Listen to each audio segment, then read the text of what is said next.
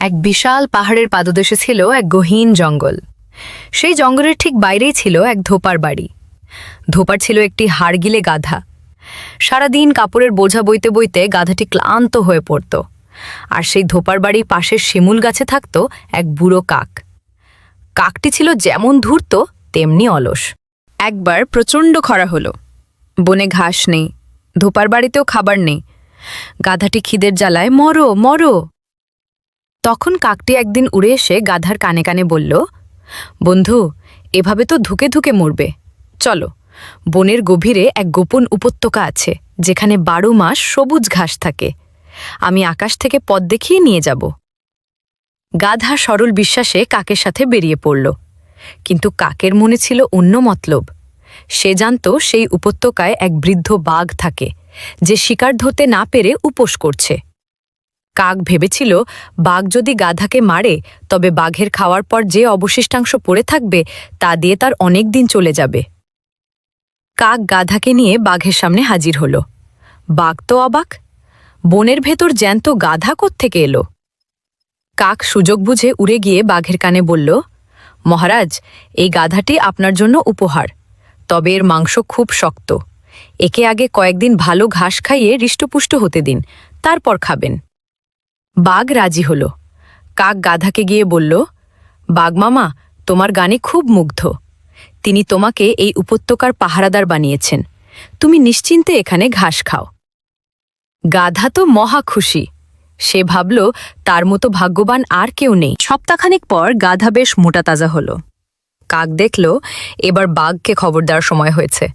কিন্তু গাধার মনে হঠাৎ সন্দেহ হল। সে দেখল কাক সারাদিন বাঘের আশেপাশে ঘুরঘুর করে। গাধা কাককে ডেকে বলল, বন্ধু, তোমার বাঘ মামার দাঁতগুলো তো খুব ধারালো। তিনি কি সত্যি আমাকে ভালোবাসেন? কাক হাসল। সে ভাবল গাধাকে এবার চূড়ান্ত ধোঁকা দেওয়ার সময় এসেছে। সে বলল, আরে না, বাঘ মামা তো নিরামিষাশী হয়ে গেছেন। তিনি তো এখন কেবল ঘাস আর ফল খান। তুমি চাইলে তার গুহায় গিয়ে দেখে আসতে পারো। গাধা এবার নিজের বুদ্ধি খরচ করল। সে জানত কাক তাকে ঠকাচ্ছে। সে বলল, ঠিক আছে, আমি বাঘ মামার কাছে যাব, কিন্তু তার আগে চলো আমরা একটা খেলা খেলি। আমরা দেখব কে বেশিক্ষণ চোখ বন্ধ করে থাকতে পারে। কাক ভাবল এটা তো খুব সহজ। সে চোখ বন্ধ করল। গাধা সেই সুযোগে দ্রুত বনের ভেতর এক গর্তে লুকিয়ে রাখা ধোপার ফেলে দেওয়া পুরনো একটি বড় চটের বস্তা নিয়ে এলো। কাক যখন চোখ খুলল, গাধা বলল, এবার তোমার পালা বাঘ মামাকে ডেকে আনার। কাক বাঘকে নিয়ে এলো। কাক যখন চোখ খুলল, গাধা বলল, এবার তোমার পালা বাঘ মামাকে ডেকে আনার। কাক বাঘকে নিয়ে এলো। বাঘ ঝাঁপিয়ে পড়তে যাবে এমন সময় গাধা হঠাৎ জোরে চিৎকার করে বলতে লাগল, মহারাজ, এই কাকটি আমাকে বলেছে যে আপনি আসলে খুব দুর্বল এবং আপনি নাকি গাধার লাথে ভয় পান, তাই আমি আপনার জন্য একটা চ্যালেঞ্জ নিয়ে এসেছি। বাঘ রাগে অন্ধ হয়ে কাকের দিকে তাকাল। কাক থতমত খেয়ে গেল।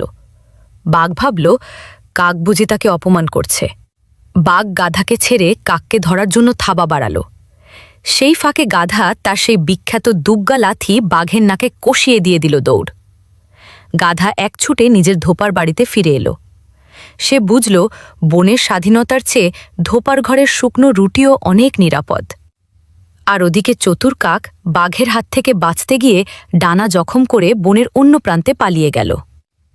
গল্পের শিক্ষা: কোনো স্বার্থপর ব্যক্তির মিষ্টি কথায় পা দেওয়া উচিত নয়। এক বিশাল অরণ্যের গভীরে ছিল এক বিশাল বটগাছ।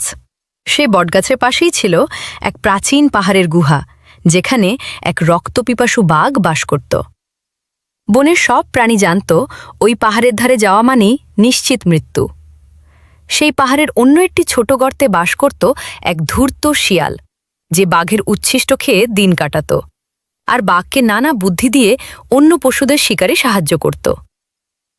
একদিন বনের প্রান্তে এক অত্যন্ত বয়স্ক কিন্তু বুদ্ধিমান ছাগল পথ হারিয়ে পাহাড়ের দিকে চলে এলো। ছাগলটি ছিল বেশ হৃষ্টপুষ্ট। শিয়াল তাকে দেখামাত্রই বাঘের কাছে গিয়ে খবর দিল, মহারাজ, আজ পাহাড়ে ঢালে এমন অনেক শিকার এসেছে যা আপনি গত কয়েক বছরও খাননি। চলুন, আজ মহাভোজ হবে। বাঘ খিদের জ্বালায় অস্থির ছিল। সে শিয়ালের সাথে পাহাড়ের ওপরের দিকে উঠতে লাগল। এদিকে ছাগলটি যখন দেখল তার দিকে পাহাড়ের রাজা বাঘ আর ধূর্ত শিয়াল ধেয়ে আসছে, তখন তার বুক কেঁপে উঠল। পালানোর কোনো পথ নেই। একদিকে খাড়া পাহাড় আর অন্যদিকে দুই শিকারী। ছাগলটি বুঝতে পারল এই মুহূর্তে কেবল মগজের জোর তাকে বাঁচাতে পারে। সে ভয়ে কুকড়ে না গিয়ে উল্টো একটা উঁচু পাথরের ওপর বুক ফুলিয়ে দাঁড়াল। বাঘ আর শিয়াল যখন কিছুটা দূরত্বে, তখন ছাগলটি শিয়ালের দিকে তাকিয়ে সিংহের মতো গর্জন করে উঠল। ওরে পাপিষ্ঠ শিয়াল, তোকে বলেছিলাম না আজ বিকেলে জল খাবারের জন্য 10টা বাঘের কলিজা নিয়ে আসতে? তুই তো দেখছি মাত্র একটা বাঘ নিয়ে এসেছিস। আর এই বাঘটাও তো দেখছি আধমোড়া, গায়ে মাংসই নেই। আমার পেটের এখনো তো ভরবে না এটা দিয়ে। বাঘ এই কথা শুনে থমকে দাঁড়াল। সে জীবনে বহু জানোয়ার মেরেছে, কিন্তু কোনো ছাগলকে বাঘ খাওয়ার কথা বলতে শোনেনি। তার মনে সন্দেহ জাগল, এটি কি আসলেই ছাগল, নাকি ছাগলের বেশে কোনো রাক্ষস? শিয়াল বুঝতে পারল ছাগলটি চাল চালছে। সে বাঘকে সাহস দিয়ে বলল, মহারাজ, আপনি ভয় পাবেন না। ওটা সামান্য এক ছাগল। ও আপনাকে ভয় দেখানোর জন্য নাটক করছে। চলুন ওকে ছিঁড়ে ফেলি। বাঘ তাও বিশ্বাস করতে পারছিল না। তখন শিয়াল বলল, ঠিক আছে মহারাজ, আপনি যদি ভয় পান তবে আমার লেজের সাথে আপনার লেজ শক্ত করে বেঁধে নিন। যদি কোনো বিপদ আসে আমি তো পালাতে পারবো না, আপনাকে সাথে নিয়ে মরতে হবে। বাঘ ভাবল, ঠিক আছে, শিয়াল যদি লেজ বেঁধে সাথে থাকে তবে ও আর আমাকে একা ফেলে পালাতে পারবে না। তারা দুজনে একটি মজবুত লতা দিয়ে নিজেদের লেজ খুব শক্ত করে বেঁধে নিল। তারপর ধীরে ধীরে ছাগলটির দিকে এগোতে লাগল। বিপদ আরও ঘনীভূত হল। ছাগল দেখল এবার বাঘ আর শিয়াল অবিচ্ছেদ্য হয়ে আসছে।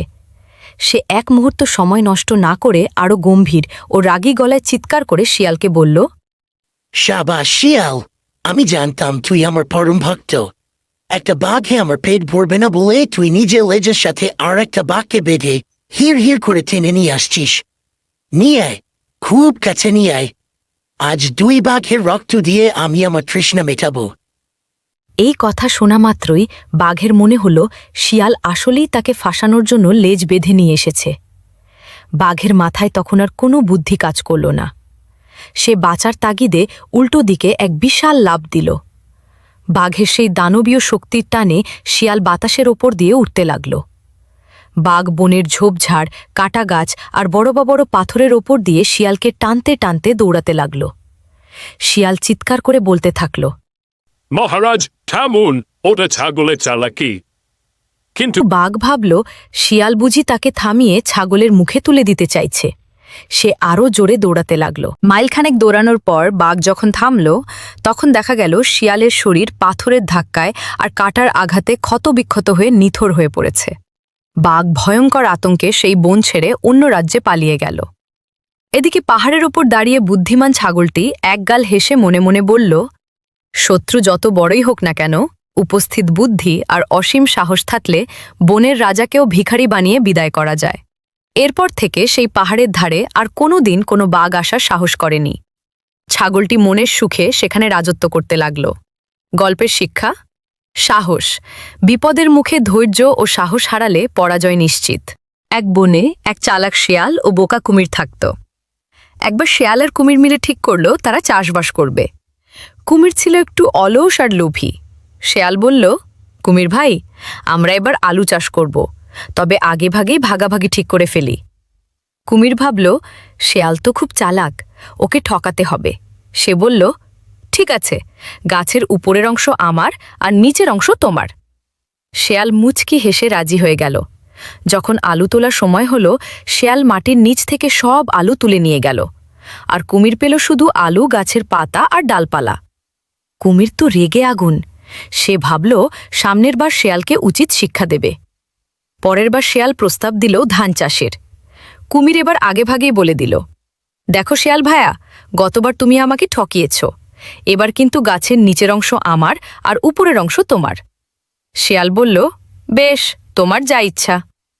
ধান যখন পাকল, শেয়াল সব সোনালি ধান কেটে নিয়ে ঘরে তুলল, আর বেচারা কুমির পেল খড় আর ধানের শিকড়। কুমির দেখল এবারও সে ঠকে গেছে। সে রাগে গজগজ করতে করতে বলল, তোর সাথে আর চাষবাসই করব না। কিছুদিন পর শেয়ালের খুব মিষ্টি আখ খেতে ইচ্ছে করল। সে কুমিরকে গিয়ে পটাল, চলো কুমির ভাই, নদীর ধারের ওই আখের খেতে গিয়ে আজ ভোজ করি। কুমির রাজি হল। তারা দুজন মিলে পেট ভরে আখ খেল। খাওয়ার পর শেয়ালের স্বভাব মতো সে একটু হুক্কা হুয়া ডাকতে চাইল। সে বলল, কুমির ভাই, খাওয়ার পর আমার একটু না ডাকলে হজম হয় না। কুমির ভয় পেয়ে বলল, আরে করছো কি? ডাকলে তো চাষি চলে আসবে, আমাদের পিটিয়ে ছাল তুলে দিবে। শিয়াল কিছুক্ষণ চুপ করে থেকে বলল, না ভাই, আমি আর সইতে পারছি না। এই বলে সে দিল এক জোরে ডাক, হুক্কা হুয়া। ডাক শুনেই চাষিরা লাঠিসুটা নিয়ে দৌড়ে এলো। শেয়াল তো ছোট চটপটে প্রাণী, সে এক লাফে ঝোপের আড়ালে লুকিয়ে পড়ল। কিন্তু ভারী শরীরের কুমির অত দ্রুত নড়তে পারল না। চাষিরা তাকে আচ্ছা করে ধোলাই দিল। কুমির এবার ঠিক করল শেয়ালকে সে খেয়েই ফেলবে। সে নদীর ঘাটে মরে যাওয়ার ভান করে পড়ে থাকল। শেয়াল জল খেতে এসে দেখল কুমির নড়ছে না। সে মনে মনে হাসল। সে জোরে জোরে বলতে লাগল, আসলে কুমিরটা মরেছে কিনা বুঝতে পারছি না। আমার দাদু বলতেন মরা কুমির নাকি সবসময় লেজ নাড়ায়। শোনামাত্রই বোকা কুমির তার লেজটা সজোরে নাড়াতে শুরু করল। শেয়াল হেসে কুটিপাটি হয়ে বলল, আরে গাদা কুমির, মরা জিনিস কি কখনো লেজ নাড়ায়? এই বলে শেয়াল বনের ভেতর দৌড়ে পালালে, আর কুমির পানির ওপর লেজ আছড়াতে আছড়াতে নিজের বোকামির জন্য আফসোস করতে লাগল। ভিডিওটি ভালো লাগলে লাইক আর সাবস্ক্রাইব করতে ভুলো না। এক গভীর অরণ্যে, যেখানে বড় বড় বটগাছ আর ঘন ঝোপঝাড়ে সূর্যের আলো পৌঁছানোও দায় ছিল, সেখানে বাস করত এক বিশালকায় বাঘ, এক ধূর্ত শিয়াল এবং এক অত্যন্ত বুদ্ধিমান ব্যাঙ।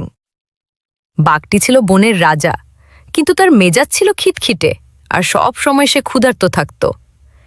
শিয়ালটি ছিল তার মন্ত্রী, যে নিজের স্বার্থে বাঘকে তোষামত করে চলত। আর ব্যাঙটি ছিল বনের ধারের এক ছোট পুকুরের বাসিন্দা, যার ছোট শরীরে ছিল অসীম বুদ্ধি। একদিন বাঘ ঘোষণা করল যে সে বনের সব প্রাণীকে একে একে ভক্ষণ করবে। বনের পশুদের মধ্যে হাহাকার পড়ে গেল। শিয়াল দেখল এটাই সুযোগ নিজের প্রভাব বাড়ানোর। সে বাঘকে বুদ্ধি দিল, মহারাজ, আপনি কষ্ট করে শিকারে যাবেন কেন? আপনি গুহায় বসে থাকবেন, আর আমি প্রতিদিন একজনকে আপনার কাছে পাঠিয়ে দেব। এই ভয়ঙ্কর পরিকল্পনার কথা শুনে বনের সব প্রাণী ভয়ে কুঁকড়ে গেল। শেষে একদিন সেই বুদ্ধিমান ব্যাঙের ডাক পড়ল। বনের বাকিরা হাসাহাসি করতে লাগল, এইটুকু এক ব্যাঙ দিয়ে রাজার কি পেট ভরবে? কিন্তু ব্যাঙটি শান্ত মনে বাঘের গুহার দিকে রওনা দিল। ব্যাঙ যখন গুহার সামনে পৌঁছাল, বাঘ তখন রাগে গর্জন করছিল। শিয়াল পাশে দাঁড়িয়ে মুচকি হাসছিল। বাঘ গর্জে উঠে বলল, এই নগণ্য জীব, তোকে খেয়ে তো আমার দাঁতের ফাঁকও ভরবে না। শিয়াল, তুমি কি আমাকে অপমান করছো? ব্যাঙ মোটেও ভয় না পেয়ে বুক ফুলিয়ে বলল, মহারাজ, আমাকে খেতে পারেন, কিন্তু আসার পথে আমি যা দেখলাম তাতে আপনার সিংহাসন বিপদে পড়েছে। বাঘ থমকে গেল। মানে কি? পরিষ্কার করে বল। ব্যাঙ বিনীতভাবে বলল, পুকুরের ওপাশে আমি আরেকজন বাঘকে দেখলাম। সে দাবি করছে সেই এই বনের আসল রাজা। সে আপনার চেয়েও বড়, আর তার সাথে আরও বড় এক শিয়াল মন্ত্রী আছে। সে আমাকে আটকে রেখেছিল। আমি কোনো মতে পালিয়ে আপনার কাছে খবর দিতে এসেছি। ধূর্ত শেয়াল বুঝতে পারল ব্যাঙ কোনো চাল চালছে। সে বলল, মহারাজ, এই ব্যাঙ মিথ্যা বলছে। আমি তো কালই ওই এলাকা ঘুরে এসেছি, কাউকে দেখিনি। ব্যাঙ তখন আরও এক ধাপ এগিয়ে বলল, মন্ত্রীমশাই, আপনি বোধহয় ভয় পেয়ে চোখ বন্ধ করে হেঁটেছেন। ওই বাঘটি তো আপনার নাম ধরেও ডাকছিল, বলছিল আপনি নাকি খুব দুর্বল মন্ত্রী। বাঘের অহংকারে চোট লাগল। সে গর্জন করে বলল, আমাকে এখনই তার কাছে নিয়ে চল, আমি আজই এর ফয়সালা করব। ব্যাঙ তাদের নিয়ে গেল বনের গভীর প্রান্তে এক পুরনো, বিশাল এবং অন্ধকার কুয়োর কাছে। কুয়োর পাড়ে দাঁড়িয়ে ব্যাঙ বলল, মহারাজ, ওই বাঘটি খুব চালাক। সে দিনের বেলা এই দুর্গের ভেতরে লুকিয়ে থাকে। ভেতরে উঁকি দিলেই তাকে দেখতে পাবেন। বাঘ কুয়োর কিনারে দাঁড়িয়ে নিচের দিকে তাকাল। স্থির জলে নিজের প্রতিচ্ছবি দেখে সে ভাবল, সত্যি নিচে অন্য এক বাঘ দাঁড়িয়ে আছে। সে যখন গর্জন করল, কুয়োর ভেতর থেকে প্রতিধ্বনি হয়ে তার নিজের গর্জনই দ্বিগুণ জোরে ফিরে এলো। বাঘ ভাবল নিচে থাকা বাঘটি তাকে চ্যালেঞ্জ জানাচ্ছে। ক্রোধে অন্ধ হয়ে বাঘ ঝাঁপ দিল কুয়োর ভেতর, কিন্তু সেখানে কোনো বাঘ ছিল না, ছিল শুধু অতল জল। সাঁতার না জানায় বাঘ সেখানে হাবুডুবু খেতে লাগল। শিয়াল যখন দেখল বাঘ শেষ, সে ভাবল এখন সে নিজেই বনের রাজা হবে। সে ব্যাঙকে ভয় দেখিয়ে বলল, তুই রাজাকে মেরেছিস, এখন আমি তোকে খাব। ব্যাঙ শান্তভাবে হাসল। সে বলল, শিয়াল ভাই, আপনি কি জানেন না, ওই কুয়োর ভেতরে বাঘের গলার সোনার মালাটা পড়ে আছে। আপনি যদি ওটা আনতে পারেন তবে আপনিই হবেন বনের বিধিসম্মত রাজা। লোভী শিয়াল আর তিলমাত্র দেরি করল না। সোনার মালার লোভে সেও কুয়োর ভেতরে ঝাঁপ দিল। বুদ্ধিমান ব্যাঙ ধীর পায়ে পুকুরের দিকে ফিরে চলল। বনের সব প্রাণীরা জড়ো হয়ে তাকে অভিনন্দন জানাল। সেদিন বনের সবাই এক নতুন শিক্ষা পেল। শরীরের জোরের চেয়ে বুদ্ধির জোর অনেক বেশি শক্তিশালী। হিংস্র শক্তি আর ধূর্তামি শেষ পর্যন্ত সত্য আর বুদ্ধির কাছে হার মানতে বাধ্য।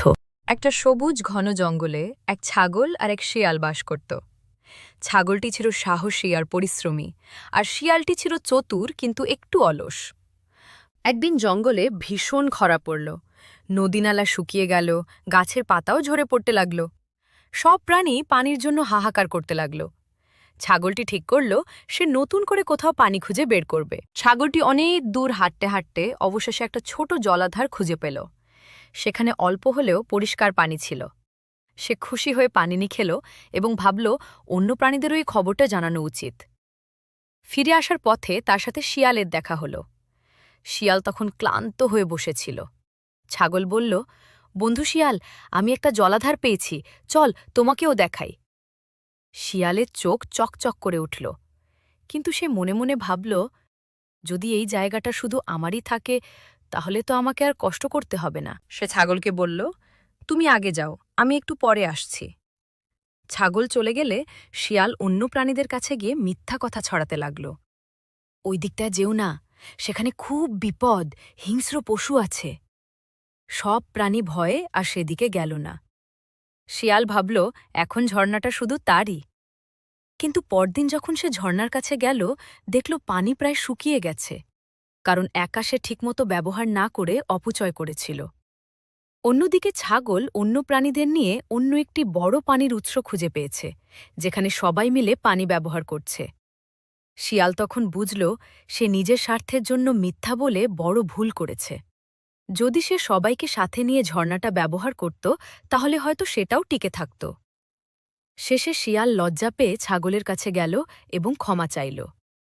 ছাগল তাকে ক্ষমা করে বলল, একসাথে থাকলে আমরা সবাই বাঁচতে পারি, কিন্তু একা স্বার্থ দেখলে শেষ পর্যন্ত ক্ষতিই হয়।